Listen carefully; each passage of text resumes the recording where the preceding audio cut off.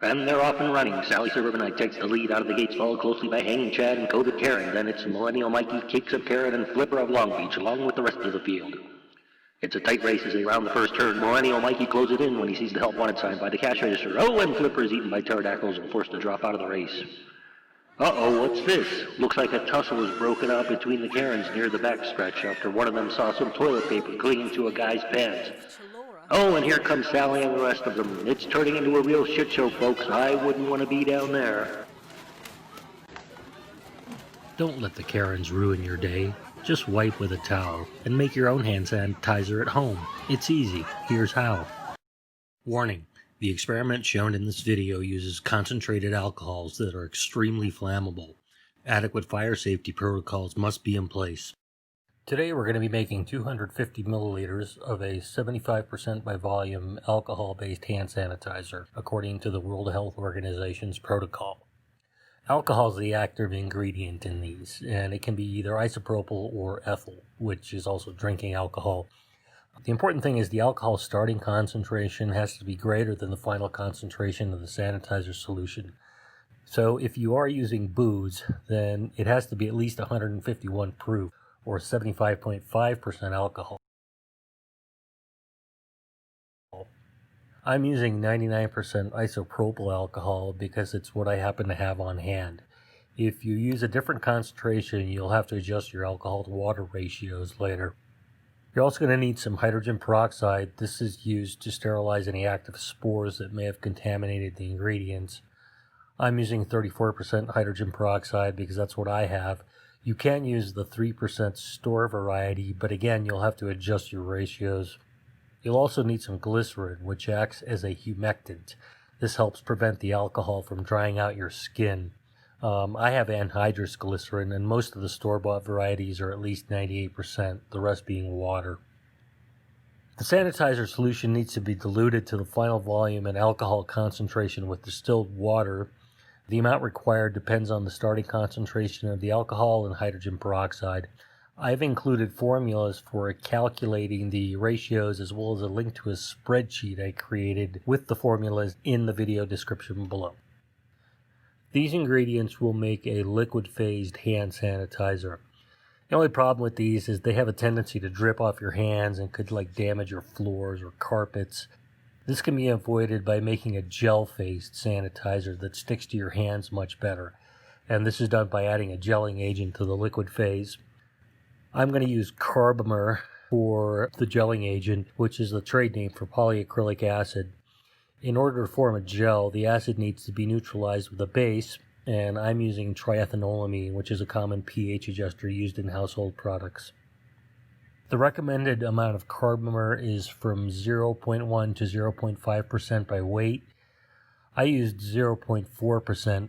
This turned out to be a little bit too much as the gel became a bit tacky as it dried. It did dry completely after about a minute, but I'd recommend using a little less.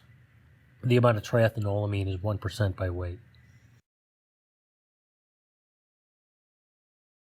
To make the liquid phase, start by measuring out and adding 189 milliliters of the 99% isopropyl alcohol solution to a beaker. Next, add 56 milliliters of distilled water to the isopropyl alcohol.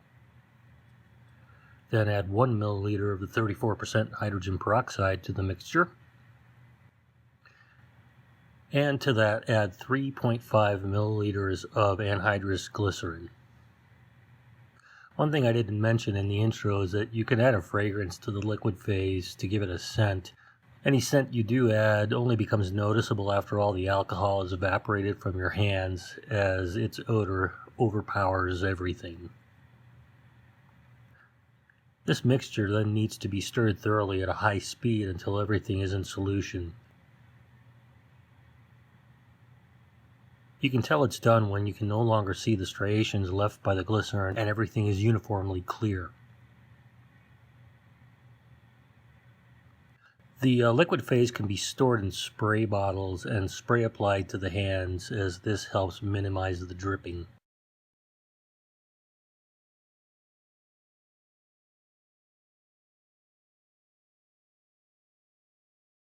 The The gel phase is made by adding the carbomer and neutralizing the mixture to a pH above 6.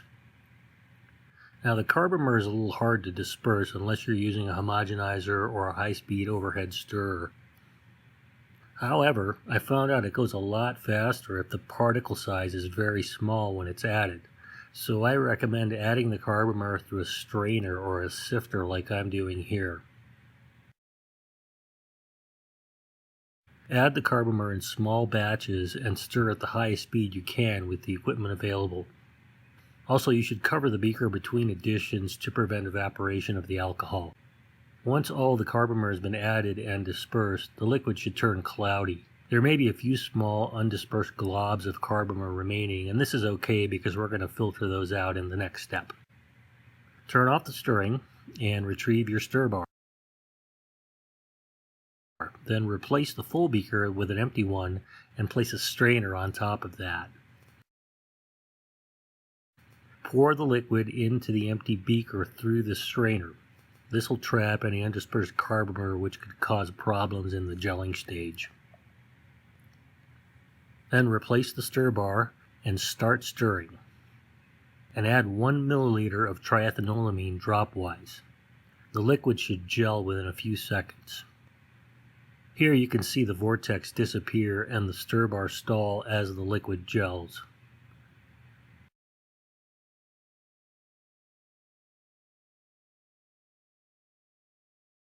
Remove the stir bar and give it a good stir manually to make sure all the triethanolamine is well mixed.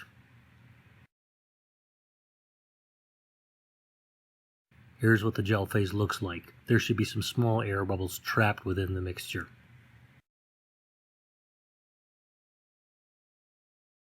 The gel phase can be stored in those pump dispensers like the ones used for hand soap. Just apply a small amount and spread thoroughly over the hands.